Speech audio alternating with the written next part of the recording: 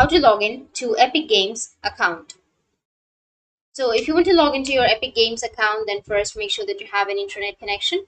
After that, you just need to simply open up your browser. I'm here with my Google Chrome browser.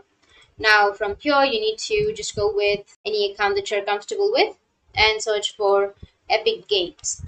After searching, you need to go with store.epicgames.com, which is the official website. Now from here, you need to go with sign in, which will be on the top right. It will take you to the sign in page. So if you don't remember your email address or your password, then you can also sign in with your Xbox, your PlayStation, Nintendo, Steam, Facebook, Google, Apple, or Lego. So choosing Google will be the easiest way. Or you can also enter your email address and your password of your Epic Games. But if you don't remember your password, you can go with forgot password so that you can reset or recover your password. But if you remember, then enter your password and then go with sign in. And after clicking on sign in, your account will be logged in. So that's how you can log into your Epic Games. And if you have any questions, feel free to comment below. Thanks for watching.